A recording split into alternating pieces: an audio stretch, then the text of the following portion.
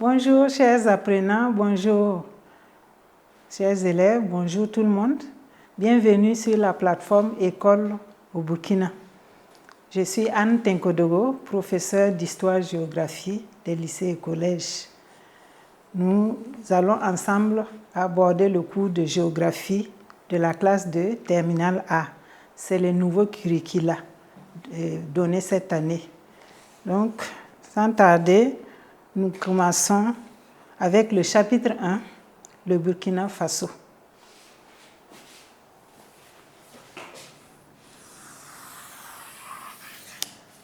Chapitre 1.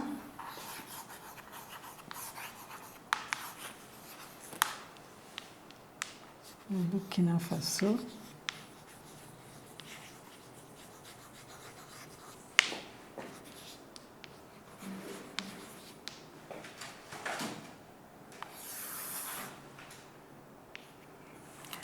La leçon numéro 1.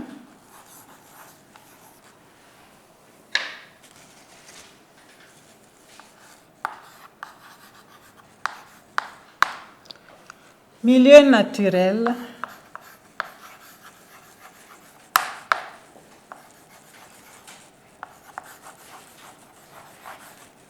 et développement.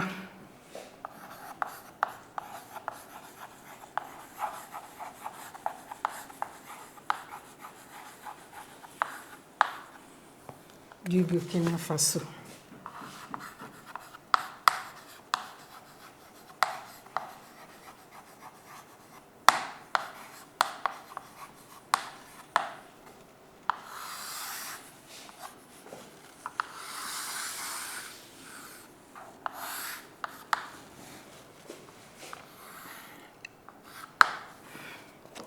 Introduction.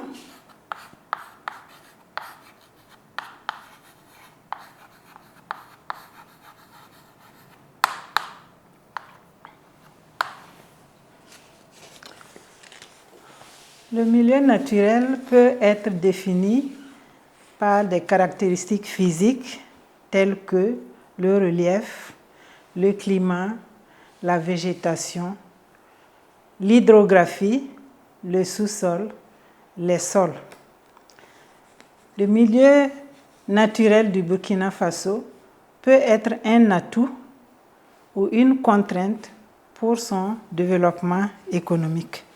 Maintenant, nous allons nous poser les questions à savoir quels sont les atouts du milieu naturel du Burkina Faso, quelles sont les contraintes et comment peut-on transformer ces contraintes pour réaliser le développement économique de ce pays. Grand 1. Les atouts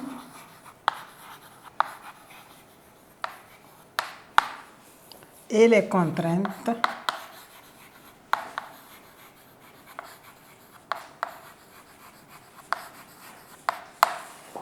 du développement.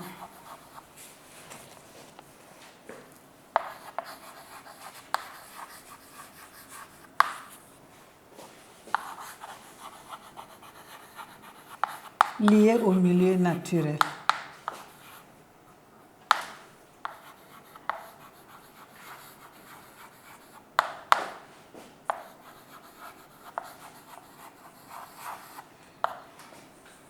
Les atouts et les contraintes du développement liés au milieu naturel. Petit 1. L'analyse des atouts sur le développement économique. Les atouts.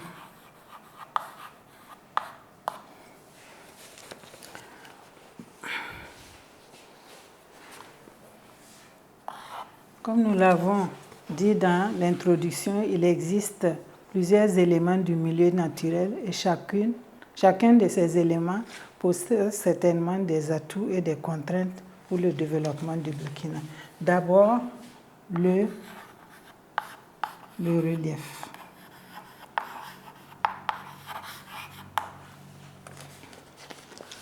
Le relief du Burkina Faso, c'est un relief généralement plat. L'altitude moyenne, c'est 300 à 350 mètres. Et ce relief possède des atouts pour le développement du pays. D'abord, par la platitude de ce relief, il y a des possibilités de construction d'infrastructures. Ensuite, le fait que le relief soit plat, ça favorise les aménagements hydro-agricoles.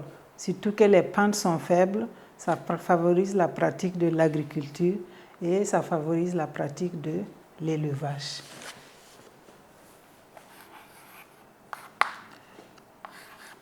Le climat.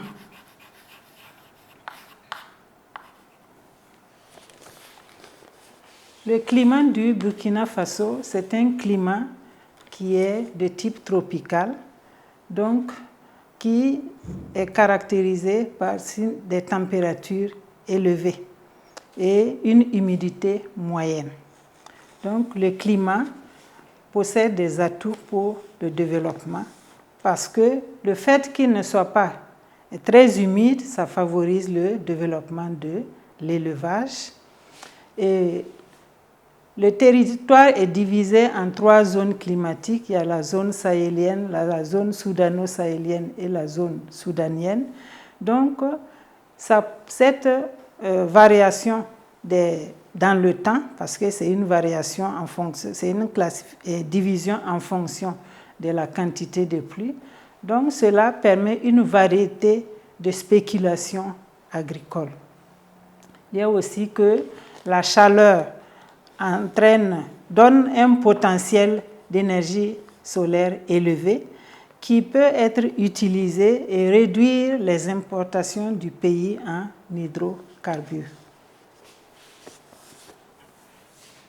Petit c, la végétation.